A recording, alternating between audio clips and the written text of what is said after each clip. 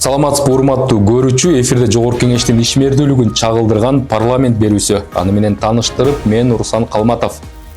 Бул апта өлкөнүн башкы мыйзам чыгаруу органында маанилүү талкуулар болду. Элдин турмушуна түз таасир эткен мыйзам долбоорлор каралды. Депутаттар кайсыл маселелерге көңүл бурду, кандай чечимдер кабыл алынды? Азыр баарын чогуу карап чыгабыз. Алгач апта ичиндеги анонс менен таанышып алыңыз. Айдоочулук күбөлүккө байланыштуу реформа жана баалардын өсүшү элдин нааразычылыгын күчөттү. Бул маселе боюнча депутаттар министрлер кабинетин парламентке чакырды. Ошол автомектепке барган үчүн бир топ эле каражат кетет. Кыргызстан таза суу үчүн 20 миллион доллар тыштан насыя алат. Бул каражат көйгөйдү чече алабы? Ал элдер жаман саркын суу аралашкан сууну ичипчи. Депутаттын демилгеси менен Кыргыз Республикасынын эл мугалими деген жаңына мамлекеттик сыйлыктардын катарына кошулушу мүмкүн. Эл мугалими деген категориядагы киргизүү маанилүү деп эсептейм. Шейшемби күнү Жогорку Кеңештин төрагасы Нурланбек Тургунбек уулу Жапониянын Кыргызстандагы элчиси Хирано Рюитини кабыл алды. Жолугушууда эки өлкөнүн мамилелерин өнүктүрүү, айрыкча парламенттер аралык байланыштарды кеңейтүү маселелери талкууланды. Төрага элчине Кыргызстандагы дипломатиялык ишмердүүлүгүнүн башталышы менен куттуктап, Кыргыз-Жапон мамилелерин жаңы деңгээлге чыгарууга салым кошот деген ишенимин билдирди. Ал мамлекеттик кызматкерлердин жана жаштардын Жапонияда билим алып, тажрыйба топтоосуна мүмкүнчүлүк түзүлүп келе жатканын белгиледи. Мындан тышкары, өткөн жылы Жапония Борбор Азия форматындагы жолугушуу жемиштүү өткөнүн эске салып, эки өлкө ортосундагы келишимдерди ратификациялоо жана парламенттер аралык расмий иш сапарларды уюштуруу багыттары талкууланды. Кыргызстан менен Кытай стратегиялык өнөктөштүктү өрчүтүүгө кызыктар. Жогорку Кеңештин төрагасы Нурланбек Тургунбек уулу Кытай Коммунисттик партиясынын борбордук комитетинин 20-чы чакырылышынын мүчөсү, Кытай Коомдук илимдер академиясынын президенти Гао Сян баштаган делегацияны кабыл алды. Жолугушууда Кыргызстан менен Кытайдын саясий, экономикалык жана маданий гуманитардык алакаларын бекемдөө, ошондой эле парламенттер аралык кызматташтыкты өнүктүрүү темалары талкууланды. Төрага белгилегендей, Кытай Кыргызстандын негизги стратегиялык өнөктөшү, эки өлкө ортосундагы соода-экономикалык жана маданий байланыштар акыркы жылдары активдүү өнүгүүдө. Гао Сян төрага Кыргыз-Кытай кызматташтыгына жардам берүүгө даяр экенин айтып, мамилелерди мындан ары да өнүктүрүүгө чакырды. Башка кабарлардан, бул жумада Жогорку Кеңештин агрардык саясат, суу ресурстары, жер казынасын пайдалануу, экология жана айлана чөйрөнү коргоо боюнча комитети өлкөдө асыл тукум мал чарбасын өнүктүрүүгө багытталган мыйзам долбоорун карап, экинчи окууда колдоду. Талкуу учурунда эл өкүлдөрү асыл тукум чарбалардын учурдагы абалына, ошондой эле азык-түлүк коопсуздугуна жана эттин баасына өзгөчө көңүл бурушту. Депутаттар мал чарбасын колдоо, эттин баасын турукташтырууга жардам бериши керектигин белгилешти. Мындан тышкары жайыттарды жакшыртуу, аларды туура пайдалануу жана малчыларга шарт түзүү боюнча да сунуш пикирлер айтылды. Кыргызстанда малдын саны өскөнү менен алардын асылдуулугу төмөн. Буга байланыштуу министрлер кабинети мал чарбасындагы асылдандыруу иши жөнүндө мыйзамга өзгөртүү киргизүү менен тармактын ишин жакшыртуу аракетин көрүүдө. Асыл тукум мал чарбасынын мыйзамы эгер өтүп калса, биздин ошол асыл тукум мал чарбасында аябаганда жакшы иштер жүрмөк. Эмне себептен дегенде, ошол санариптке киргизүү, экспорт импортты мунун ушул мыйзам тегерегинде 7-8 жаңы нормативдик право актылардын баардыгын жасайбыз. Бүгүн агрардык саясат, суу ресурстары, жер казынасын пайдалануу, экология жана айлана чөйрөнү коргоо боюнча комитети мыйзам долбоорун карады. Мыйзамдын 50% жаңыртылып, өзгөртүү мал чарбасы чөйрөсүндөгү ишкердикти жөнгө салуучу ченемдик укуктук актыларды жаратууга шарт жаратат. Эң негизгиси жайыттарды жакшыртууга да көңүл бурулушу кажет. Түштүк жакта жайлоолор аз да, жер абдан аз да. Ошол жакта мына Баткенде азыркы күндө эттин жетишсиздиги аябай орчундуу болуп атат да. Ошол жакта карасаңыздар, ошол жайыттар ал жакка басымдуу мамиле кылып кылсаңыздар деген сунушум бар. Андан тышкары могу жайыттардын жанагы деградация болгон боюнча наногумат дегенди уксаңыздар керек, Наногумат деген жаңы технологиялык бул. Ооба, гумат да. Наногумат деп коет экен. Ошол жайыттарда аябай бат, аябай эффективдүү ордуна кетирет экен да, ошол жактарын ушундай жактарды колдонсоңуздар. Маалыматка ылайык 2025 жылдын 9 айында республика боюнча 505 миңден ашык ири мүйүздүү мал, 4400 чочко, 59 миң жылкы катталып, жаныбарларды идентификациялоо жана көзөмөлдөө системасына киргизилди. Азыркы күндө малдын асылдуулугун арттыруу менен өлкөдө 185 асыл тукум чарбасы алектенет. Мисалы үчүн кээ бирки айылдарда эт жебеген айылдар бар экен. Элдер ушул мисалы үчүн жазат бизгечи, депутаттарга бирден бир кайрылуу азыр кымбатчылык менен байланышкан болгондо сиз айткан политиканы жөнөкөй карапайым эл сезиш керек да өзүндөчү. Биз аны мына жогорку кеңеш мыйзамдык базасын колдоп беребиз, сунуштарыбызды керек болсо айтабыз.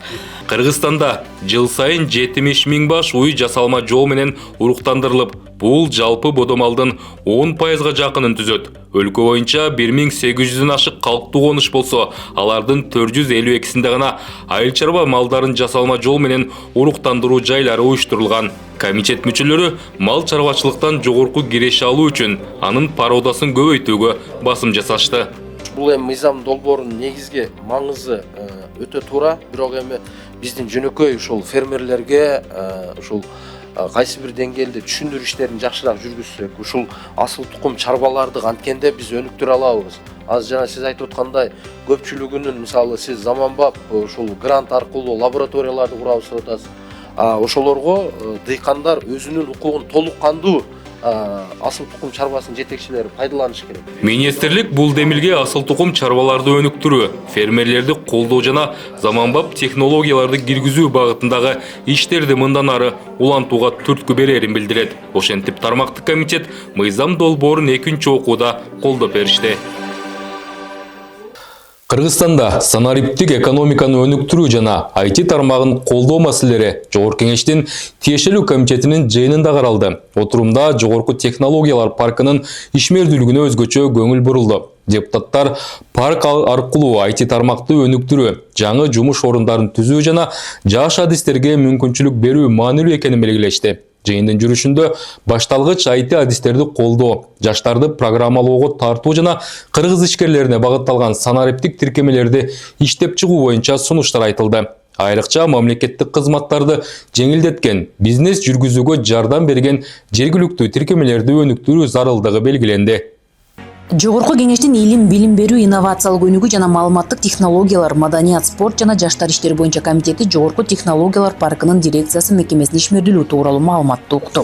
Баяндама жасоо үчүн Кыргыз Республикасынын Жогорку технологиялар паркынын дирекциясы Бул маселе боюнча аталган мекеменин директору Азиз Абакиров таныштырды. Кыргызстанда санариптик экономиканын өнүгүшүнө салым кошуп жаткан негизги институттардын бири Жогорку технологиялар паркы. Ал 2011-жылы түзүлгөн. Ошол жылдан баштап IT компаниялар үчүн жеңилдетилген шарттарды түзүп, программалык камсыздоо жана санариптик кызматтарды экспорттоого колдоо көрсөтүп келет. 2-3 компаниядан баштадык, анан азыр 463 компания резидент болду. Биздин компаниялар азыр 70 мамлекетке экспорт кылууда. Биринчи орунда Америка Кошмо Штаттарына силикон үйрөнүүгө экспорт жасууда. Бүгүнкү күндө паркта 460га жакын IT компания иш алып барат. 8000ден ашуун адис жумуш менен камсыздалган. Алар иштеп чыккан IT кызматтар 70 өлкөгө экспорттолуп келүүдө. 2024-жылы Жогорку технологиялар паркынын резиденттери $130 миллион ашуун экспорттук киреше алып келген. Талкууда депутат Салтанат Аманова киреше бөлүгү боюнча каржылык көрсөткүчтөр жакшы экенин белгиледи. Биздин өлкөбүздөгү ата мекендеги программисттердин жардамы менен бардык тармактагы жетишкендиктер бүт дүйнө жүзүнө маалымат урбагында таркатылышы, ошондой эле эл аралык деңгээлдеги соода экономикалык жаатта болобу, айыл чарбасында болобу, бизнес чөйрөсүндө болобу, эл аралык брендке айланган чоң компаниялардын ишмердүүлүгүн Кыргызстанда жайылтуу жаатында дагы иштер алгылыктуу жүргүзүп жатканын көрдүк. Депутат Болот Сагынаев башталгыч IT адистери жана кыргыз ишкерлерин колдоо үчүн системдүү санариптик тиркемелерди иштеп чыгууну сунуштады. Азыркы учурда мына 70 миң мигрантыбыз кайтып келип атат. Ошонун 30% башкача айтканда 20 миңден ашыгы өзүнүн капиталы менен кайтып келди да. Бирок ал капиталын каяка салышты билбейт. Ошонун себебинен биз бизнес түндүк сыяктуу бир тиркемени сунуш кылдык. Бул бизнес тиркемеде ар бир райондун анатомиясы изилделип чыгып, ар бир райондо кандай бизнес менен иш алып барса болот. Ошонун баарын ушул тиркемеге киргизгиле деп сунуш киргизип атабыз. Жогорку Кеңештин тармактык комитетинин жыйынында Кыргызстандын Азербайджан Республикасындагы жана Грузиядагы атайын жана айгарым укуктуу элчиси Максат Мамынканов элчиликтин 2024-25 жылдардагы ишмердүүлүгү тууралуу маалымат берди. Анын айтымында Кыргызстан менен Азербайжандын ортосундагы товар жүгүртүүнүн көлөмү 10 миллион АКШ долларын түзөт. Ошондой эле Кыргыз-Азербайжан өнүктүрүү фондунун алкагында миллиондогон каражаттар бөлүнүп, учурда 6 долбоор ишке ашырылып жатат. Жыйында эки өлкө ортосундагы соода-экономикалык кызматташтыкты мындан ары кеңейтүү зарылдыгы да айтылды.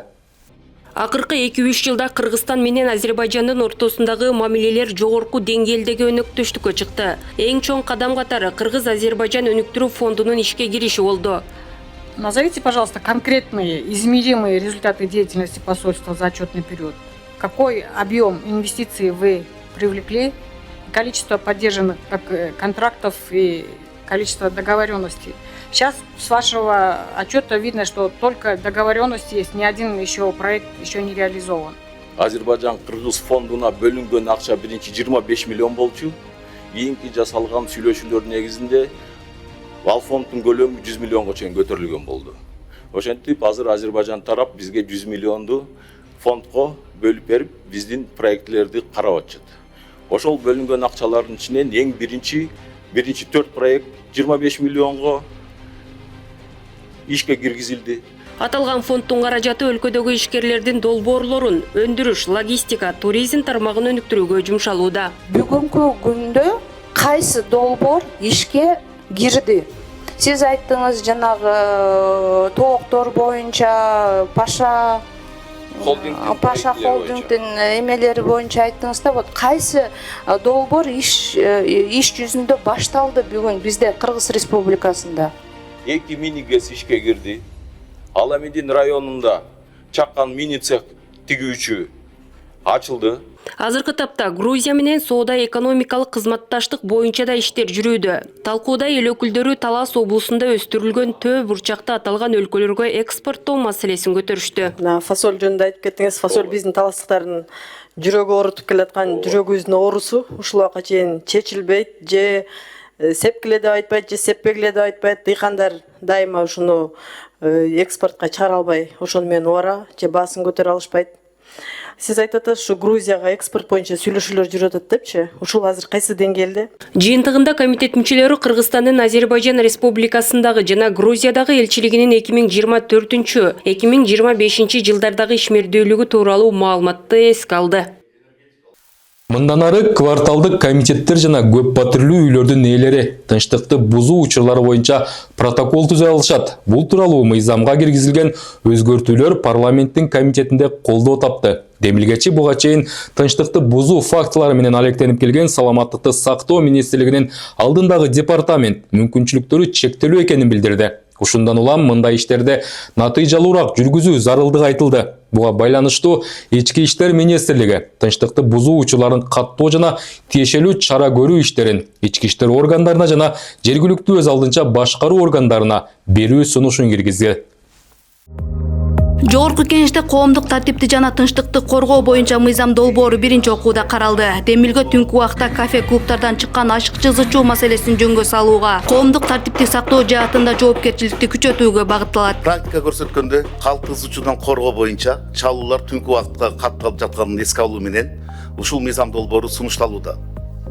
Жарандардын тынчтыкка болгон укуктарын коргоо максатында мыйзам долбоору менен саламаттык сактоо чөйрөсүндө ыйгарым укуктуу органына, ички иштер органдарына жана жергиликтүү өз алдынча башкаруу органдарына тиешелүү алдын алуу иш-чараларын жүргүзүүгө укуктарды берүү сунушталууда. 2025 жылы 102 байланыш номерине 164 миңден ашык арыз келип түшкөн. Анын ичинен 5075 ызы чуу боюнча. Мыйзам долбоору көп патрулдуу үйлөрдү башкарган адамдарга жана кварталдык комитеттерге тынчтыкты бузуу фактылары боюнча актыларды түзүү мүмкүнчүлүгүн берет. Бул актылар арыздарды кароо жана укук бузгандардын иши ички иштер органдарына жөнөтүлөт. Бир квартирада ошондой элдин тынчын алган факт болсо, мисалы ал жаран кошунасы мисалы 102-ге чалышы мүмкүн, туурабы? Мисалы ал убакта кварталинга чалбай же домкомго чалбай бизге чалса биз барып чара колдонобуз. Жанагы домком кварталиндер иши учурунда иштеп аткан учурунда алар өздөрүнө чалат да бул домкомго жемегеч чара колдонгула бул тынчсыз алып атат деп мисалчы айтып коюңуз деп чалганда алар чара колдонот да ошо актын түзөт да. Учурда республика боюнча мындай жагдайды эсепке алган 16 гана атайын аппарат бар. Алар күндүзгү жана түнкү бейпир уйку учурунда ызы чууну өзүнчө каттай алышат. Ызы чуунун деңгээлин так аныктоо жана көзөмөлдөө саламаттыкты сактоо министрлигинин жоопкерчилигинде турат. Эгер азыр министр МВДга жергиликтүү бийликке берилсе, бул маселе бизге жеңилдейт. Атайын аппараттар болот. Шумомер экофизика деген бар, шумомер ассистент деген бар, октава деген бар. Булар госстандарттан, поверкадан өтөт. Мыйзам долбоорунда тынчтыкты бузгандарга айыппул салуу да каралган. Жеке жактарга 10 000 сом, юридикалык жактарга 28 000 сом. Долбоордо жазылып жүрөт да, мисалы бала ыйлайт деген дагы ушундайлар жүрөт да. Ошол бала мисалы түнкүсүн ыйласа дагы болобу, кайрылуу кандай болот, аны кандай кыласыздар? Бала тандабайт да убакытты. Мыйзам долбоору республикалык бюджеттен кошумча каражатты талап кылбайт жана ишкердикке тоскоолдук жаратпайт. Жыйынтыгында мыйзам долбоору боюнча сунуштар эске алынып, документ экинчи окууга жөнөтүлдү.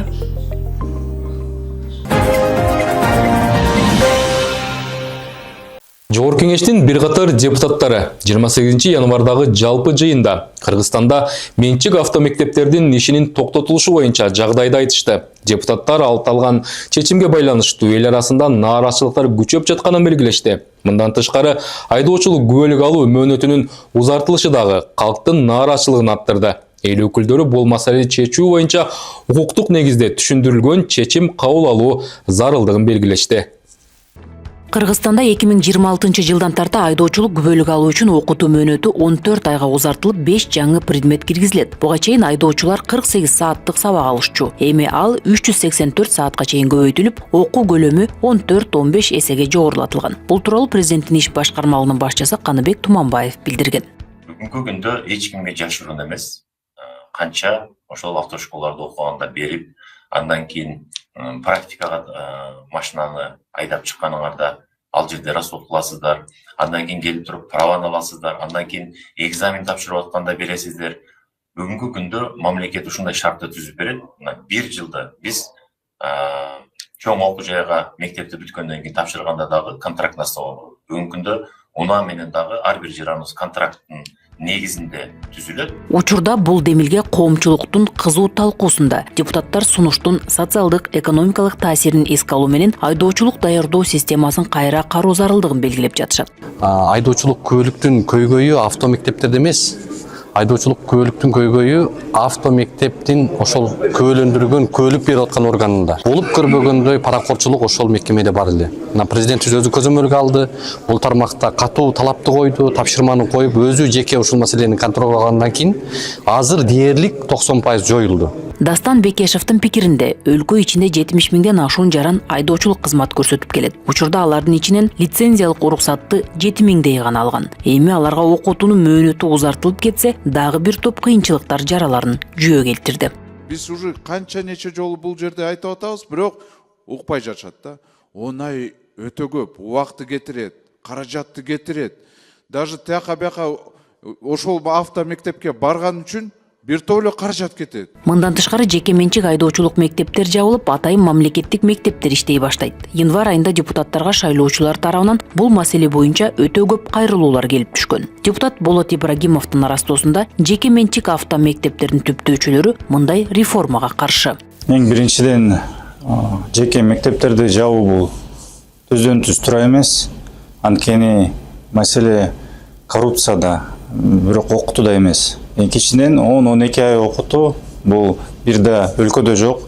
Мына жеке бизнести монополизация кылганда туура эмес. Анткени конкуренция болуш керек, адам тандоого укуктуу болуш керек. Мисал келтиргенде кече бир аял келип кетти, жалгыз боюн экен. Былтыр келип мамлекеттик органдар айтты, мектебиң стандартка жооп бербейт деп. Стандартка келтириш керек. Ошол аял болсо барып жаңы мекемени алып, жаңыдан салып, стандартка келтирип, жаңы иштетип келатса, мына жылдын башында жанагы регистрация кыла турган системаны жабып, эми иштегенге мүмкүнчүлүк жок. Ал ыйлап отурат азыр. Ал эми депутат Гүлшаркан Култаева мамлекет тарабынан жүргүзүлүп жаткан комплекстүү кадамдар жолдо адам өмүрүн сактоо, кырсыктардын санын азайтуу жана айдоочулардын жоопкерчилигин жогорулатууга багытталганын белгилейт. Мамлекеттин жүргүзүп жаткан саясаты ошол жол кырсыктарын азайтуу багытындагы комплекстүү иш чарасына мен кошуламын. Анткени бул жерде бул эң биринчиден эле өзүбүздүн жарандарыбыздын коопсуздугу, ошондой эле кырсыктарын азайтуу бул бардыгыбыздын милдетибиз. Эскерте кетсек, расмий маалыматтарга ылайык Кыргызстанда 2024-жылы 7000дей жол кырсыгы катталып, 800гө жакын адам каза болгон. Ал эми 2025-жылдын 9 айында эле 9078 жол кырсыгынын кесепетинен 636 адам көз жумган. Андыктан мамлекеттин жүргүзгөн саясатынын максаты талапты күчөтүү эмес, жол кырсыгынан адам өмүрүн сактоо дегендер дагы бар. Баалардын өсүшүн жөнгө салуу боюнча министрлер кабинети эч кандай иш алып барган жок. Мындай пикирин айткан төраган Нурланбек Тургунбек уулу тейлөө тармагына карата эл арасында нааразычылыктар көп экенин белгилеп, буга кафе, ресторандардагы жагдайды мисал кылды. Бизде такси кызматы болобу, чач тарач болобу, бардык тейлөө тармактарындагы баа дүйнөлүк ири шаарлардан да ашып кетти. Эл буга өтө нааразы, деди төрага. Ал эми министрлер кабинети аталган жагдай боюнча эч кандай иш алып барбай жатканын сынга алган парламент башчысы кийинки жумада өкмөттү жогорку кеңешке чакырды. Өлкөдөгү азыркы социалдык маселелер боюнча элдердин ар түрдүү катмарларынын нааразычылыктары боюнча сөздөр айтылып атат. Андыктан эмки бейшемби күнгө министрлер кабинети даяр болсун. Эмки бейшемби күнү ушул жерде министрлер кабинети тийиштүү адамдар келип ушул парламентте жооп беришсин. Кыргызстанда таза суу көйгөйүн чечүү үчүн $20 миллион насыя алуу пландаштырылууда. Акыркы учурда өлкөдө калктын жарымы гана таза суу менен камсыз болгон. Башкача айтканда, 2 адамдын бирөө гана сапаттуу суу ичүүгө жеткиликтүү. Бул көрсөткүч эң алды алыскы айыл аймактарда, айрыкча тоолуу аймакта жашаган тургундар үчүн көйгөй болуп турат. Аны чечүү максатында эл аралык фонддон алынган кредитти пайдалануу тууралуу кийинки материалда сөз болот. Калкты ичүүчү таза суу менен камсыздоо максатында эл аралык өнүктүрүү маселелери боюнча АПЕК фондунан кошумча $20 миллион насыя алынууда. Бул каражат менен Ош, Чүй жана Ысык көл облустарындагы 126 айылдын таза суу көйгөйү чечилмекчи. 7 чакырышта 180 миллион акча доллары колдонуп берилген, ушул 3-4 фонд тарабынан берилген акчалар финанс каражат болуп эсептелет. Бул АПЕК фондунун 20 миллион ошол 7 чакырышта каралбай калып, азыр каралып ошол биринчи окууда колдоого алышты. Донорлор тарабынан бөлүнүп жаткан каражаттардын бардыгы гранттык негизде эмес, насыя 20 жылга алынууда, анын 5 жылы жеңилдетилген. Пайыздык чени 1,25. Акчаны натыйжалуу пайдалануу үчүн биринчи кезекте эл көп жашаган айыл аймактар тандалып алынат. Өрүзгөн районунун көп аймактары тоолуу аймактарга кирет. Ошондуктан таза суу проблемасы көйгөйү өтө чоң болот. Ал жердеги калайык калк өздөрү тоодон сууну тартып алып ичишет да. Бул деген көп көйгөйлөрдү түзөт, көп проблемалар жаратат. Ден соолукка билесиңер, ичеги карын, жугуштуу оорулардын көп чыгышына өбөлгө түзүп берет. Буюрса, ошол долбоордун жыйынтыгын күтөбүз. Азыркы тапта өлкө боюнча аймактардын 50% таза суу менен камсыз болду. Ошол эле учурда ичүүчү суу маселеси толук чечилбеген аймактар дагы деле көп. Баткен областында таза суу аябай орчундуу. Биз суунун башында турсак дагы ар бир айылыбызда таза суу. Биз кичинебизден ошондой болчу.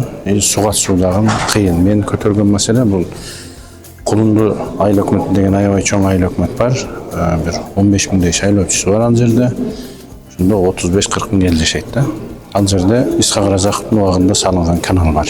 Ал канал аябай кичине салынып калган. Калкты ичүүчү суу менен камсыздоо маселеси эми гана көтөрүлүп жаткан жок. Буга чейин башка долбоорлор аркылуу курулуш иштери башталып, аягына чыкпай калган учурлар да бар. Дагы эле көйгөйлүү маселе көп. Бул эми бир канча жылдан бери бул топтолгон маселе да, таза суу боюнчачы. Анан эми мына азыр жакшы ратификация алып келди. Мен эми негизи бүгүн Каракулжа району боюнча азыр маселе көтөрдүм.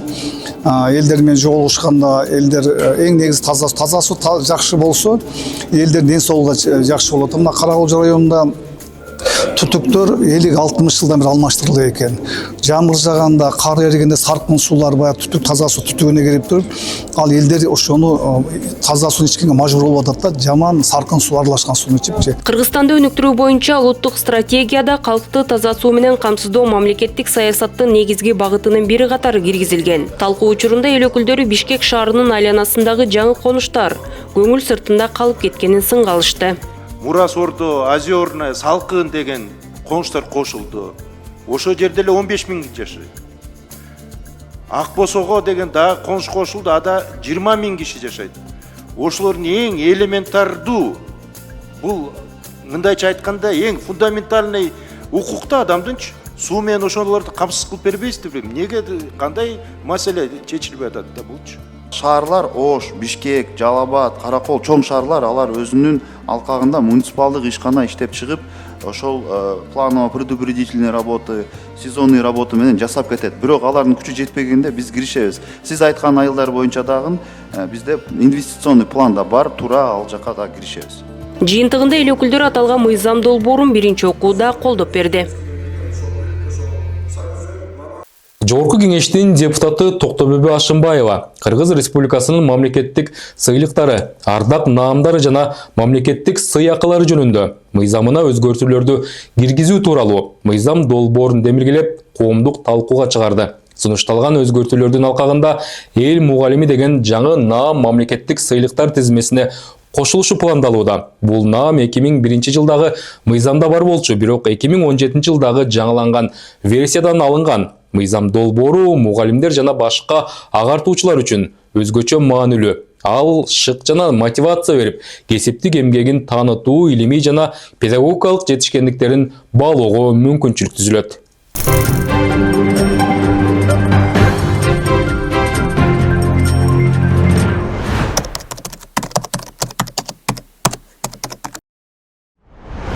Кыргыз Республикасынын эл мугалими деген сыйлык наамды киргизүү жаатында сунуш берип жатып атам. Сунуш берүүнүн максаты эмнеде дегенде, биринчиден бизде бүгүнкү күндө 100 000ге чукул билим берүү системасында иштеген мугалимдер, окутуучулар бар да. Анан ушул окутуучуларды биринчиден биз мотивацияны бир куралы бул ушул сыйлыктар, наамдар да.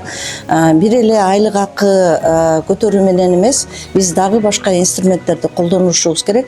Ушул инструменттердин бири бул сыйлыктар, наамдар. Ал эми биринчи категориядагы Кыргыз Республикасынын, мисалы үчүн эл артисти, эл акыны, эл жазуучусу деген категориянын ичинде ушул Кыргыз Республикасынын эл мугалими деген категориядагы киргизүү маанилүү деп эсептейм.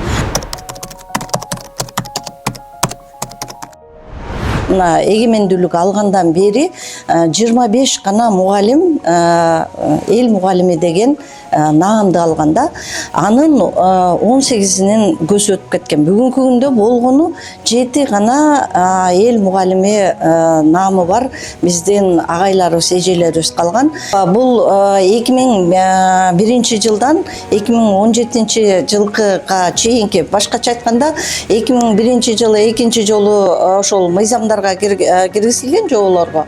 Ал эми 2017 жылдан кийин бул сыйлык наамдар алынып калганда, бул каржылык жагынан келгенде дагы бүгүнкү күндө мамлекеттик бюджетке эч кандай мындай оордук алып келбейт. Себеби ушул бүгүнкү күндөгү көзү тирүү биздин агайларыбыз 7 Кыргыз Республикасынын эл мугалимдери, булар профилдик, башкача айтканда билим берүү тармагында иштеп жаткан жок. Булардын баары пенсия жашындагылар да. Ал эми келечекте эгерде ушундай бийик даражадагы наамга ээ болгон мугалимдер, окутуучулар бар болсо, алар жылына бир гана жолу ошондой наам алат бир адам. Урматтуу көрүүчү, сиз Жогорку Кеңештин аппаратынын басма сөз кызматы тарабынан даярдалган парламент берүүсүн көрдүңүз. Парламент элдин үнү, элдин ишеничи жана мыйзам аркылуу өлкөнүн келечегин аныктаган орган. Келерки аптада Жогорку Кеңеште эмне окуялар күтүлөт, чогуу талкуулайбыз. Берүүнүн акырына чейин биз менен болгонуңуз үчүн ыраазычылык билдиребиз. Амандыкта көрүшөлү.